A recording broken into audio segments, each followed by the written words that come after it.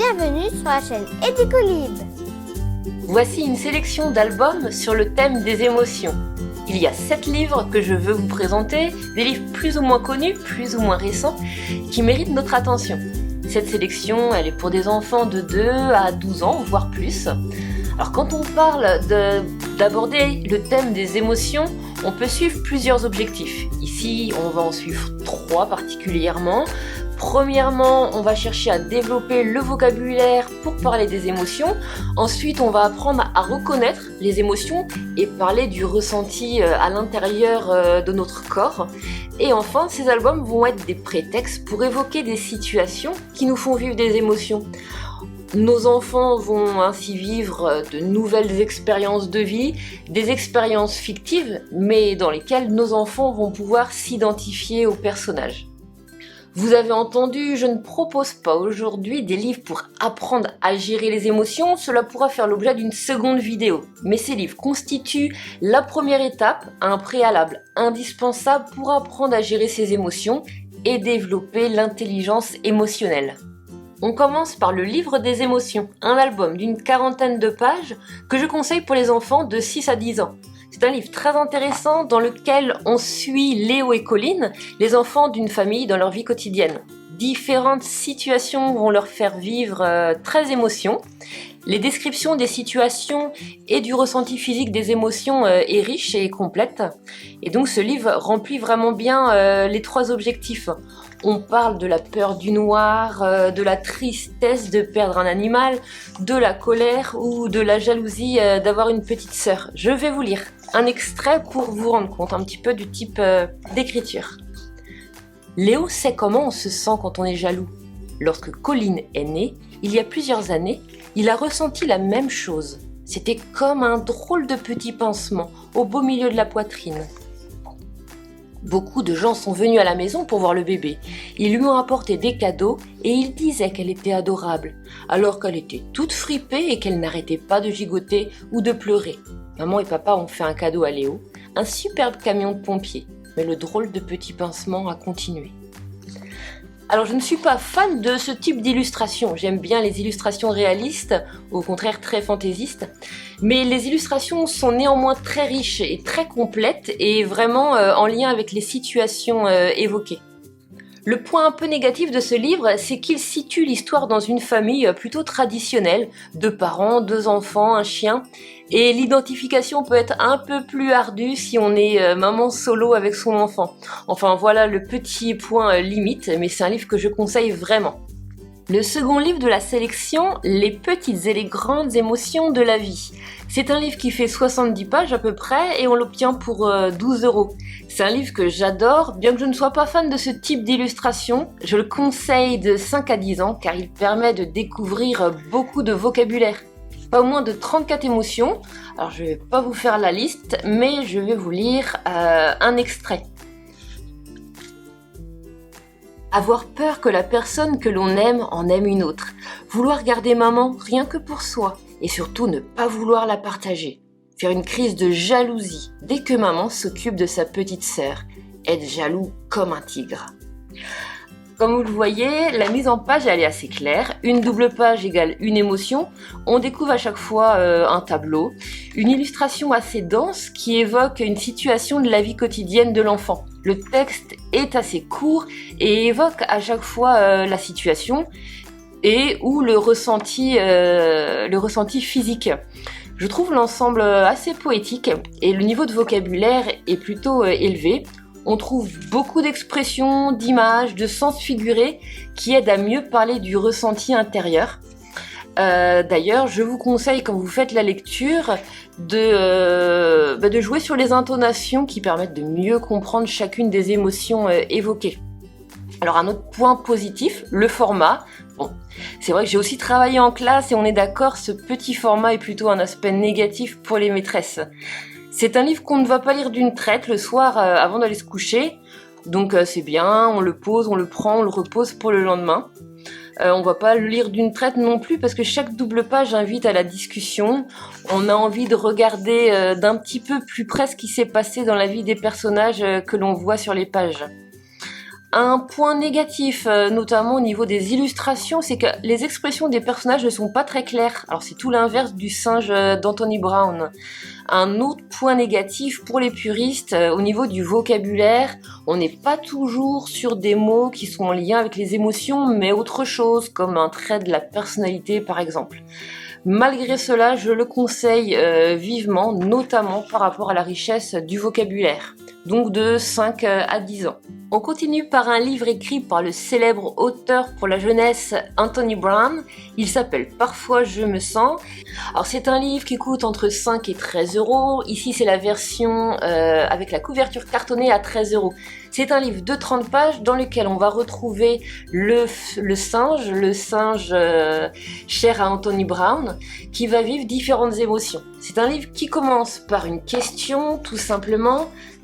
Comment te sens-tu? Et au fur et à mesure du livre, un texte très simple va répondre à la question et on va découvrir 15 émotions ou sensations au fur et à mesure de ce livre.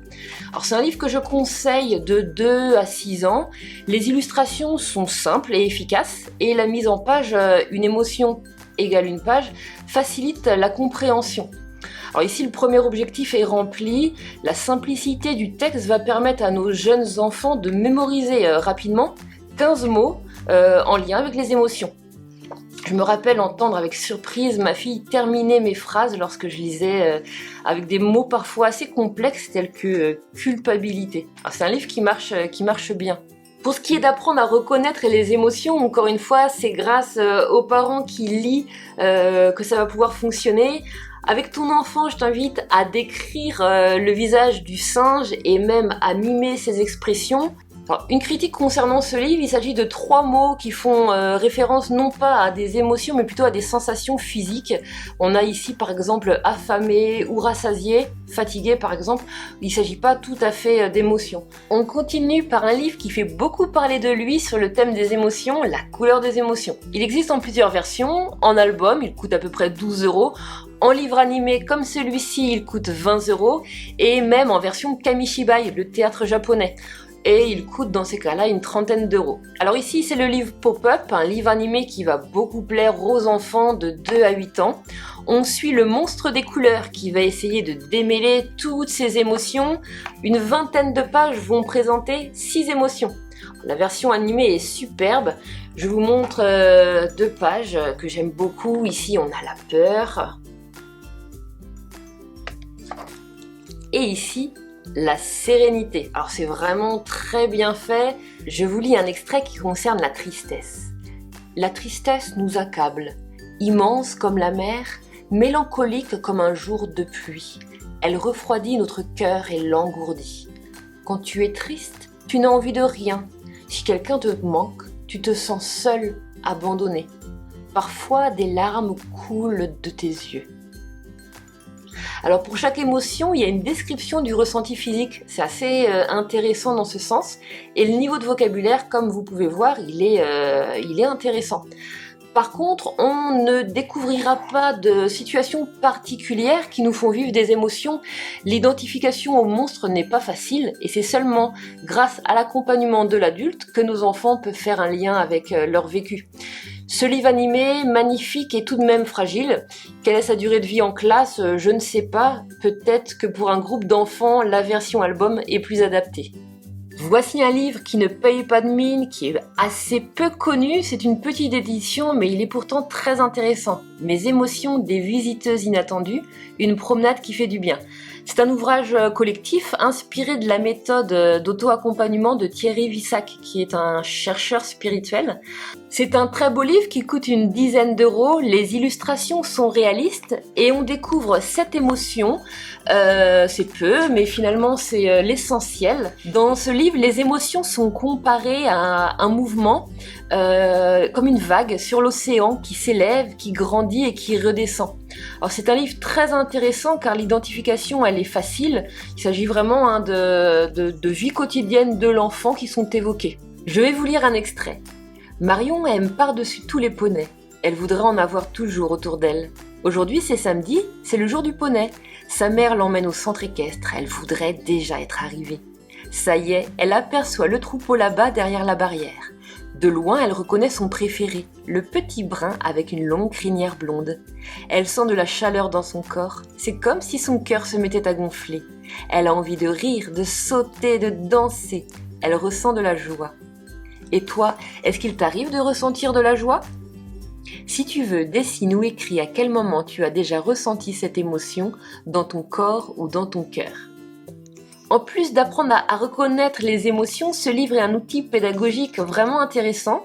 Il nous propose d'accueillir nos émotions comme des visiteuses inattendues et d'apprendre à faire leur connaissance en faisant un bout de chemin ensemble.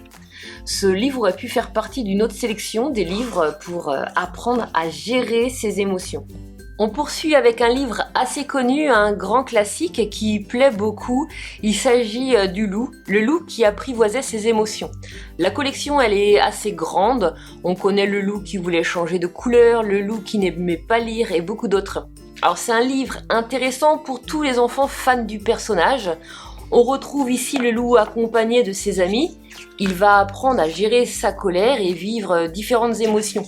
Ses amis lui préparent en effet un entraînement zen. On parle ici d'ailleurs du yoga, mais d'une manière assez légère. Je voulais parler de ce livre car il est très connu, mais ce n'est pas le livre que je conseille, à part pour les fans de la série du loup. Il y a énormément de personnages, ce qui rend l'histoire assez confuse. C'est difficile à suivre pour un enfant qui ne connaîtrait pas bien cette série du loup. L'enfant ne peut pas s'identifier aux personnages et les situations ne font pas vraiment partie du quotidien de l'enfant. Et le ressenti aussi est assez peu évoqué. Donc c'est un livre seulement pour les fans de la collection du loup. Un point positif néanmoins, il s'agit des images qui représentent ici chacune des émotions évoquées dans le livre. Et le loup est très expressif. On pourra s'amuser à mimer les émotions à partir de ces petites cartes. Je termine par un très bel album, Mon grand livre des émotions. Il s'agit d'un ouvrage collectif d'une grande qualité. Il fait à peu près 110 pages et on l'achète pour une vingtaine d'euros. Je le conseille de 8 à 12 ans, voire plus. Il y a une couverture rigide, assez originale. On va retrouver des très beaux graphismes, mais peut-être pas très attrayants pour les plus petits. Le but de ce livre est de permettre de découvrir des émotions, mais aussi de développer une intelligence émotionnelle chez nos enfants. Grâce à des récits tirés de notre patrimoine littéraire, mais aussi de contes et de légendes du monde entier, on découvre une douzaine d'émotions et on apprend à gérer nos émotions pour vivre en bonne relation avec soi-même et avec son entourage. Chaque partie du livre est organisée ainsi. On a dans un premier temps le thème qui est présenté. Ensuite, un conte, une légende qui est racontée en 2, 3 ou 4 pages. Et à la fin, un petit bilan pour voir ce que le conte peut nous apprendre en lien avec le thème. Ce petit bilan, à chaque fois, invite au dialogue. Alors pour voir le niveau de lecture, je vais vous lire un extrait. La reconnaissance. La reconnaissance est une émotion en voie d'extinction. Elle consiste à exprimer sa gratitude envers quelqu'un qui a fait quelque chose de positif pour nous, sans rien attendre en retour. Elle implique d'être conscient des actes accomplis par les autres pour soi. Mais elle nécessite aussi de l'empathie pour comprendre ce que ressent une personne lorsque tu lui manifestes ta reconnaissance. Alors on voit ici, c'est un livre assez complexe, mais très intéressant au niveau du vocabulaire. Par contre, les histoires ne seront pas toujours très parlantes pour les enfants. Le lien avec la vie quotidienne n'est pas évident. Ce sont des histoires qui sont des prétextes pour démarrer des discussions avec nos grands-enfants. Si j'ai choisi cet extrait tout à l'heure, ce n'est pas par hasard. C'est un des seuls livres qui évoque cette émotion, la reconnaissance ou la gratitude. Et c'est pour moi une émotion qu'il est important d'apprendre à reconnaître et une émotion qu'il faut apprendre à développer. Je suis en train de concevoir des outils pour accompagner nos enfants dans le chemin de la découverte des émotions. Dans ces outils, je veux laisser la place aux émotions dites agréables, la joie, la fierté, la gratitude. Alors des cartes, des fiches, des photos. Je te tiendrai informé lorsque tout cela sera prêt. Abonne-toi pour ne rien manquer.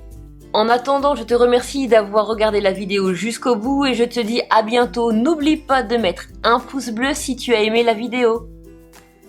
À bientôt!